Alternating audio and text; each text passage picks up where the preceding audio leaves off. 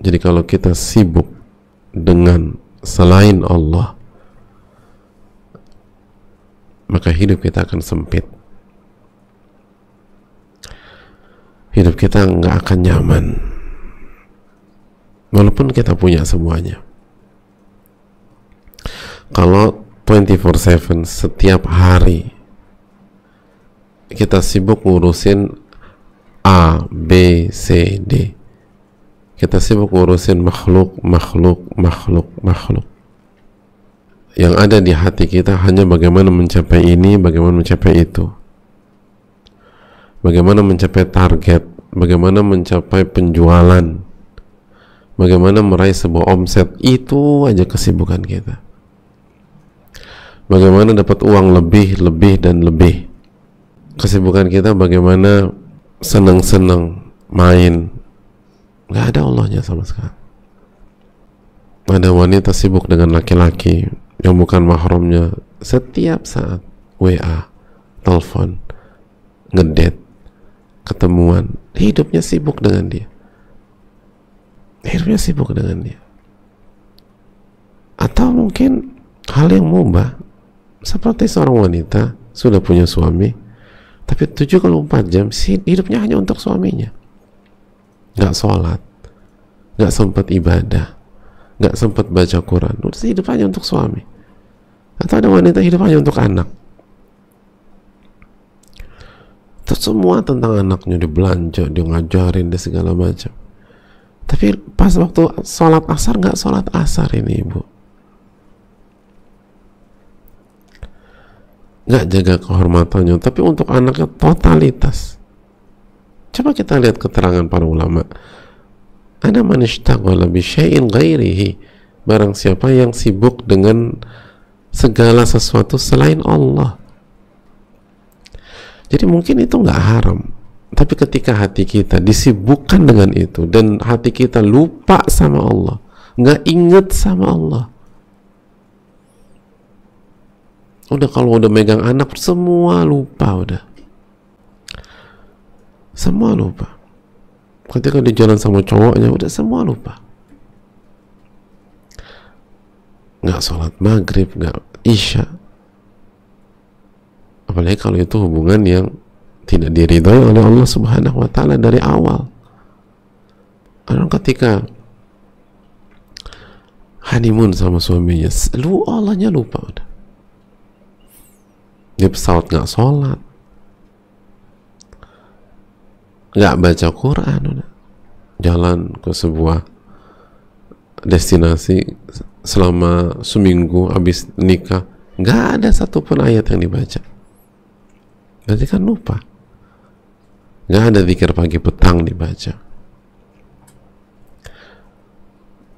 Tapi pada asar udah nyari spot untuk melihat sunset di spot yang paling oke.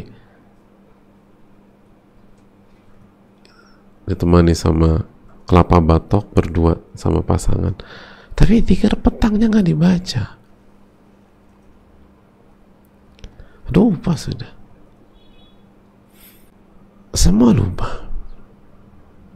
Jadi sunset nggak lupa, tapi zikir lupa, hadirin. Ada orang sibuk sama urusan rumah, kerjain rumah terus. Bagus, tapi Mbak, hari ini udah baca Quran belum, nggak sempat. Nah itu nggak sempat hadirin. Tadi baca zikir pagi, aduh, udah harus nyapu. Oke. Sibuk dengan selain Allah.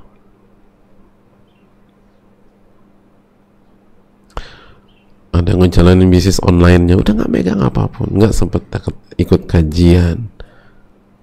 Padahal kajian udah via online, nggak harus datang ke masjid, tetap aja nggak sempat. Kadang ngurus ini, ngurus itu. Atau bisa jadi kita ngurus sebuah amalan, tapi hati kita tuh bukan untuk mencari ridho Allah. Ini ada urusan dunia atau kepentingan dunia terselubung. Nasallallahu salam wal afiyah. Maka setiap kita yang seperti itu, karena syu'man alaih, dia akan hidup dengan kesempitan, nyesek, sial, nggak berkah. Tapi kemarin aku pas pas liburan sama suamiku happy kok. Ya emang hidup cuma tentang liburan. Coba lihat berikutnya. Dan kadang-kadang ributnya di sana. Ada rumah tangga yang sudah sedang di ujung tanduk, lalu dikasih advice, dikasih saran, coba deh liburan berdua. Ternyata habis liburan nggak ada hasilnya. Kenapa? Karena selama liburan sibuk sama selain Allah. Sedangkan yang megang hati suaminya itu Allah subhanahu wa ta'ala. Inna quluba bani adam baina isbi'ain min asabi rahman. Sesungguhnya hati manusia itu ada di antara dua jemari Allah. Allah bolak-balik sesuai dengan apa yang Allah kehendaki. Kita baca man yahdihillahu fala mudhillalah wa man yudlil fala hadiyalah. Barang siapa yang Allah kasih petunjuk, kasih hidayah, gak ada yang bisa nyesatin, hadirin. Dan yang Allah sesatkan, gak ada yang bisa kasih hidayah. Apanya kita bisa tundukkan hati suami kita? Gak bisa. Ada banyak wanita tuh berusaha jungkir balik biar suaminya itu lembut sama dia, biar suaminya itu nggak kasar sama dia, biar suaminya nggak main tangan sama dia. Nggak bisa.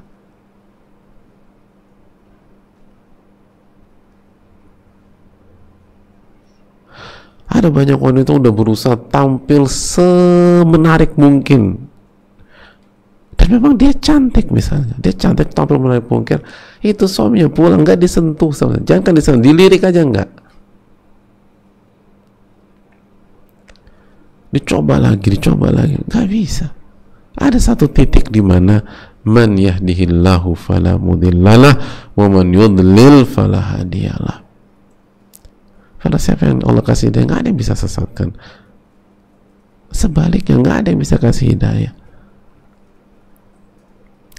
Ba'da salat kita baca Allahumma la mani'a lima a'taita wa la mu'tiya lima mana'ta. Itu kan yang dibaca. Apa arti Allahumma la mani'a lima a'tait? Ya Allah, nggak ada yang bisa nyegah kalau engkau udah ngasih. Wala mu'tiya lima mana'ta, dan nggak ada yang bisa ngasih kalau Allah udah cegah. Nggak bisa.